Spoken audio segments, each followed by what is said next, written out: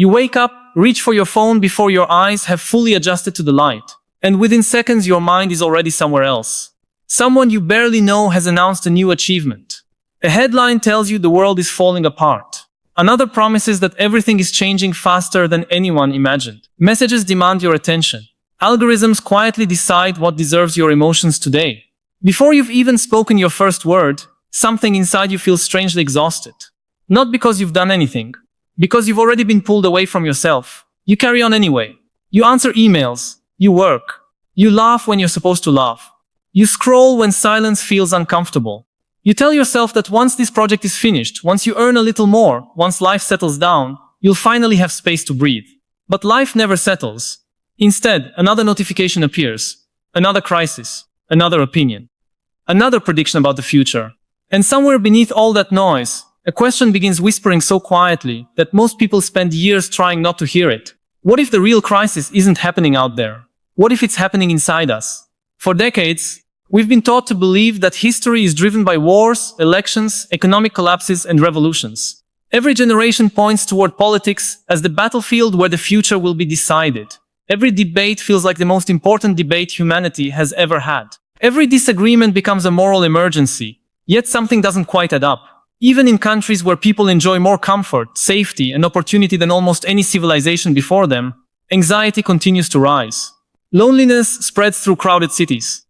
Depression touches lives that appear successful from every angle. People who have almost everything previous generations dreamed of still wake up wondering why something feels painfully absent. How can a civilization become richer while its people quietly become emptier?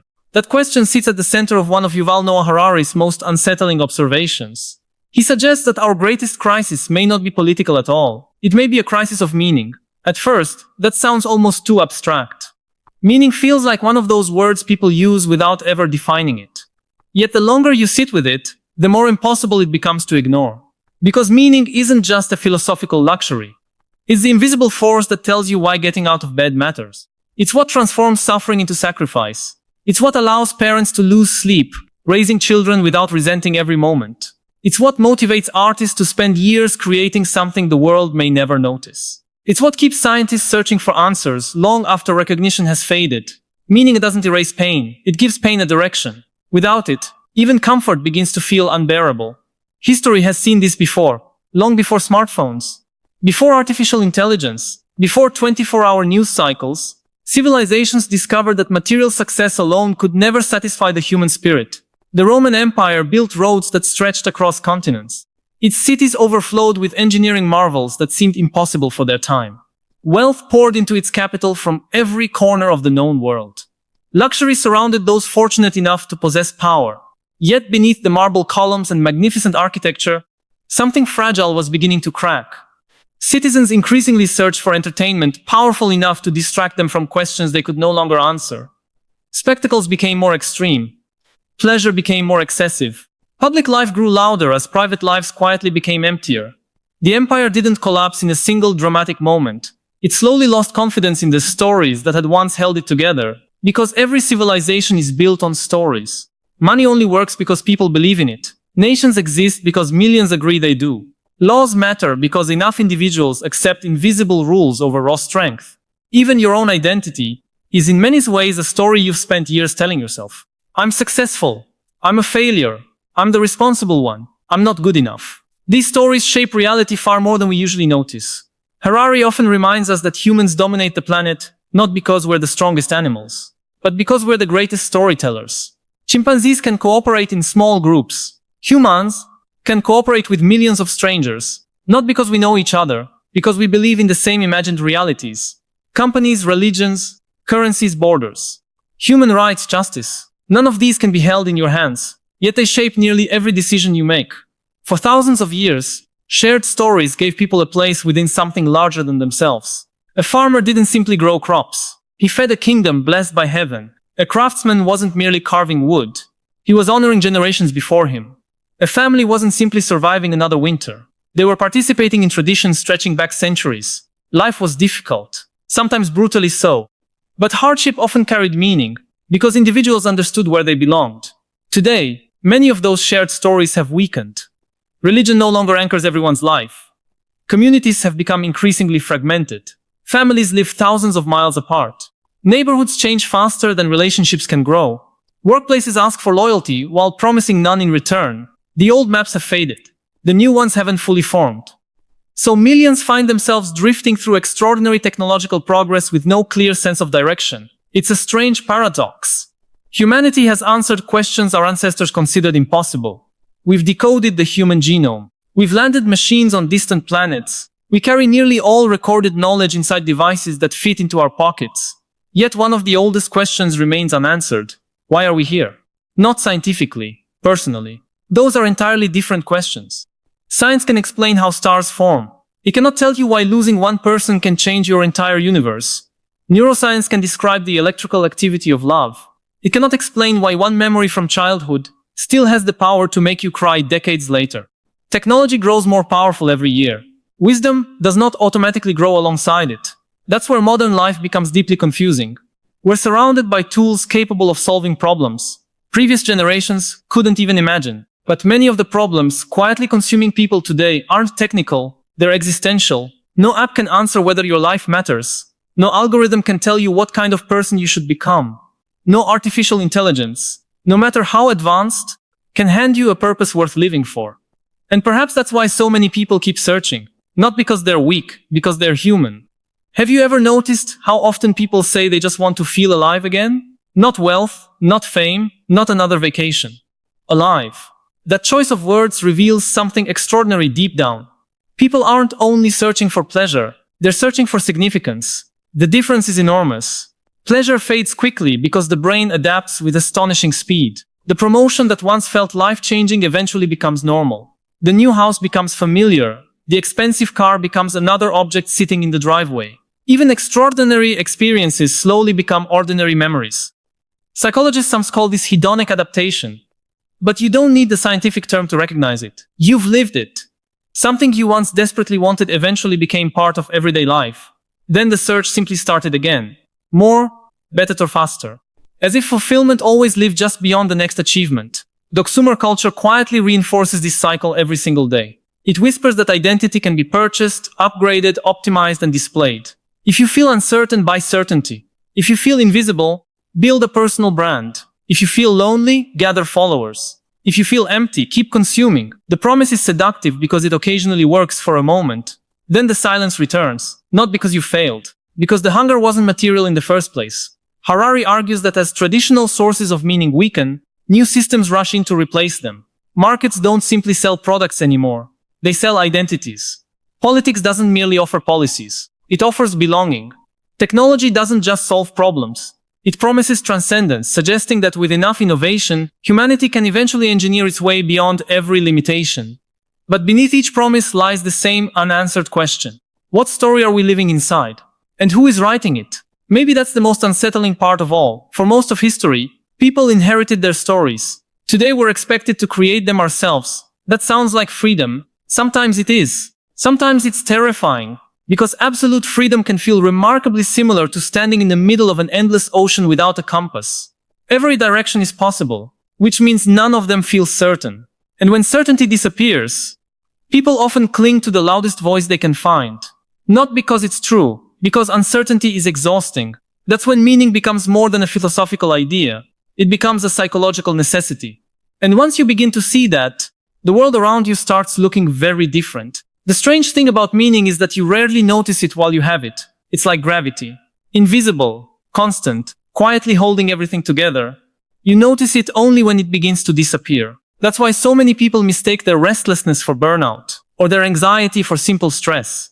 They assume the problem is that they're working too much, sleeping too little, or spending too much time online. Sometimes that's true, but sometimes those are only symptoms of something much deeper. The real exhaustion comes from carrying a life that no longer feels connected to a larger story. Psychologists have observed for decades that the human mind isn't built to process reality as a collection of random events. We instinctively weave experiences into narratives. We remember our lives as stories, not spreadsheets. We don't simply ask what happened. We ask why it happened. We search for causes, patterns, and purpose, even in moments that seem completely accidental. That instinct has shaped humanity since the beginning. Long before written language, People gathered around fires and transformed the chaos of existence into myths. Thunder became the voice of gods. The changing seasons became stories of death and rebirth. Heroes traveled into darkness, not merely because it made for compelling tales, but because those stories taught people how to face their own fears. Whether those myths were literally true wasn't always the point. They helped human beings orient themselves. Carl Jung believed myths weren't relics of ancient cultures. They were reflections of something alive inside every human mind. Beneath our individual personalities, he argued, exists a deeper psychological landscape filled with timeless patterns. The hero, the shadow, the wise elder, the trickster. These weren't just fictional characters. They represented recurring dimensions of the human experience. Every life becomes meaningful, Jung suggested, when a person begins confronting those inner realities instead of running from them. But modern society has become remarkably skilled at distraction. When discomfort appears, we rarely sit with it. We reach for our phones, we refresh the feed, we start another series, we buy something, we argue with strangers. We stay busy enough that the deeper questions never have a chance to speak. Silence has become uncomfortable, because silence often introduces us to ourselves. Have you ever been sitting alone with no music, no podcast, no notifications, and suddenly felt an almost instinctive urge to reach for your phone? Not because anything important happened. Simply because stillness felt unfamiliar. That moment reveals something profound. The modern mind isn't merely overstimulated.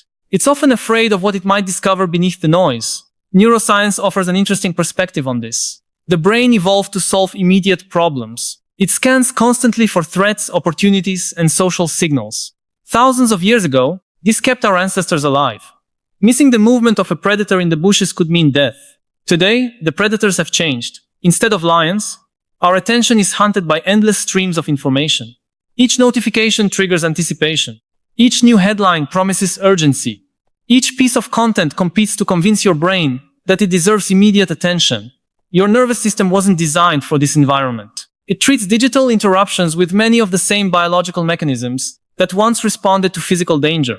Stress hormones rise. Attention fragments. Focus becomes increasingly difficult. And yet the deeper consequence isn't simply distraction, it's fragmentation. Your attention becomes scattered across hundreds of tiny moments until your own life begins feeling strangely disconnected. Harari often warns that whoever controls attention increasingly controls reality itself.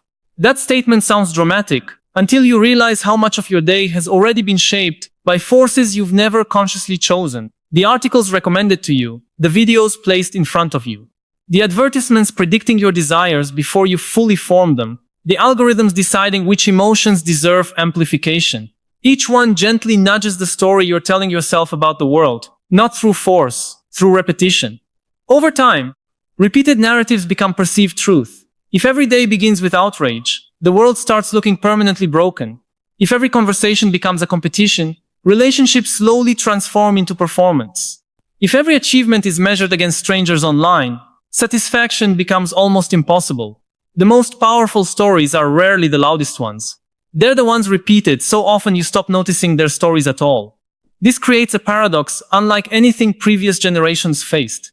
Never before have individuals possessed so much freedom to define themselves. Never before have so many struggled to know who they are. Friedrich Nietzsche saw something remarkably similar more than a century ago. He believed Western civilization was approaching a moment when old systems of meaning would lose their authority, leaving people suspended between inherited beliefs they no longer trusted and new values they hadn't yet created. He didn't celebrate that moment. He understood how dangerous it could become. Because when meaning collapses, people don't simply become rational. They become vulnerable. Some surrender themselves to ideology, others disappear into entertainment. Some devote themselves entirely to status. Others chase endless productivity, convincing themselves that constant achievement will eventually quiet the emptiness inside.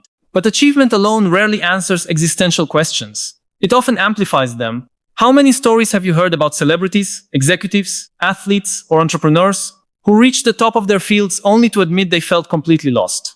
From the outside, their lives looked extraordinary. Inside, many confessed to feeling like strangers in their own success. That isn't hypocrisy. It's evidence that accomplishment and meaning are not the same thing. Marcus Aurelius understood this nearly 2,000 years ago while ruling one of the most powerful empires in history.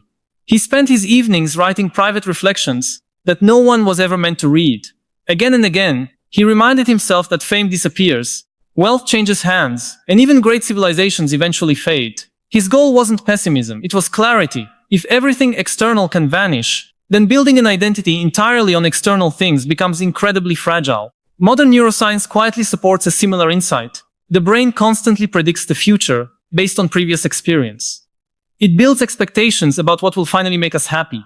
But once expectations are fulfilled, the prediction system immediately starts searching for the next objective. The reward isn't designed to last, it's designed to keep us moving. From an evolutionary perspective, this made perfect sense. Satisfied ancestors stopped searching for food. Unsatisfied ancestors survived. The same machinery that once protected human survival now fuels endless cycles of wanting. Without awareness, we mistake biological momentum for personal purpose. We confuse movement with meaning. Perhaps that's why the modern obsession with optimization feels strangely hollow after a while. Optimize your morning, optimize your sleep, optimize your finances, optimize your relationships, optimize your brain, optimize your productivity. The advice isn't necessarily wrong, but somewhere along the way, life itself begins resembling a software update that never finishes installing. You're always improving, rarely arriving. The irony is difficult to ignore.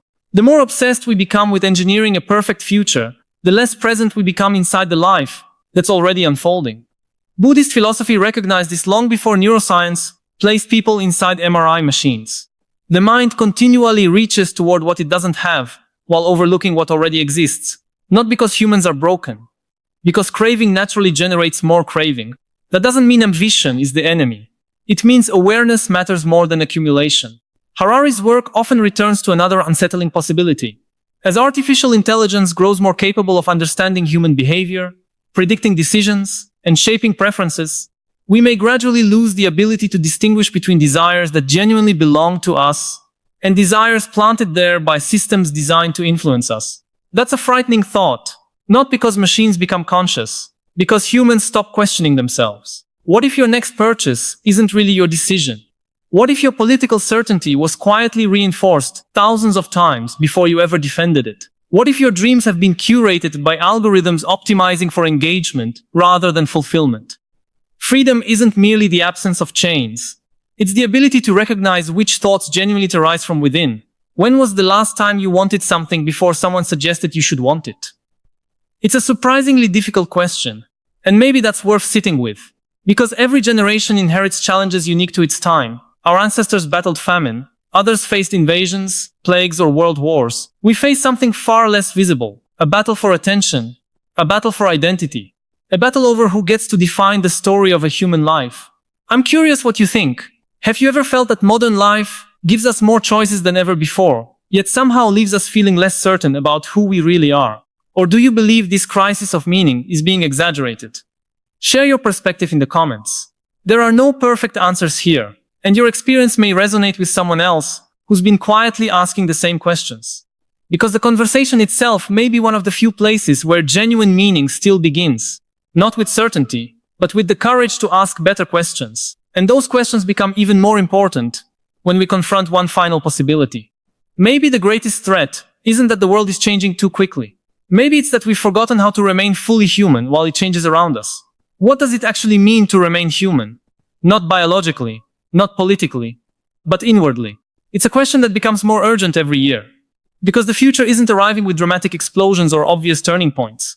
It slips quietly into everyday life. One software update, one new convenience, one more task delegated to a machine, one more decision made by an algorithm that seems to know us just a little better than we know ourselves. At first, nothing feels different. Then one day you realize you've spent an entire afternoon reacting instead of choosing. An entire week consuming instead of contemplating. An entire year becoming more efficient without becoming any wiser. And perhaps that is the hidden danger Harari is pointing toward. Technology is not inherently the enemy. Politics is not the enemy. Economic systems are not the enemy. The deeper danger is forgetting that none of them can answer the question only you can answer. Who are you becoming? That question has followed humanity through every age. Socrates walked the streets of Athens asking questions that made powerful people deeply uncomfortable. He wasn't searching for better policies. He wanted people to examine the assumptions beneath their lives. His famous insistence that the unexamined life is not worth living wasn't meant as an insult. It was an invitation. An invitation that feels almost revolutionary today. Because examining your life requires something modern culture rarely rewards: stillness. It requires resisting the urge to immediately fill every empty moment with stimulation. It asks you to sit with uncertainty long enough for deeper truths to emerge. Most people never experience that silence, not because they're incapable of it, because silence has become crowded. The moment you're alone, your pocket begins whispering. News competes with entertainment. Entertainment competes with work. Work follows you home. Home follows you online. Every space that once belonged to reflection has gradually become another marketplace for attention. Yet something remarkable happens when you intentionally step outside that current. At first, it's uncomfortable. Your mind races. You remember unfinished conversations. Embarrassing memories resurface. Tomorrow's worries begin rehearsing themselves. Then, slowly, another voice begins to emerge. Quieter, less demanding, more honest. It's the voice that isn't trying to impress anyone. The one that existed long before social media profiles, resumes, job titles, or public opinions. Many people spend decades becoming strangers to that voice.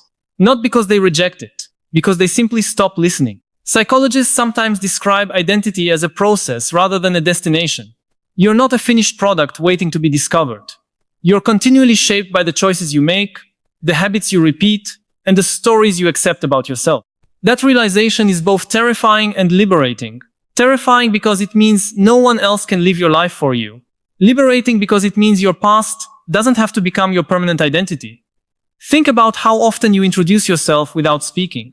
I'm too old. I'm not creative. I'm always anxious. I'm just the kind of person who, every sentence quietly builds the architecture of who you believe you are.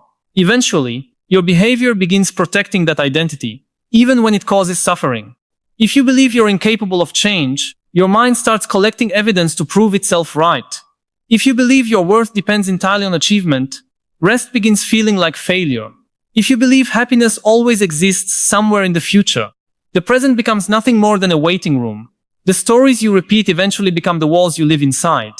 This is where Jung's idea of the shadow becomes surprisingly relevant. He believed that the parts of ourselves we ignore don't disappear. They wait. The fear you refuse to acknowledge quietly shapes your decisions. The grief you never processed changes the way you love. The anger you suppress finds another doorway into your life. Meaning doesn't emerge from pretending darkness doesn't exist. It emerges from integrating it.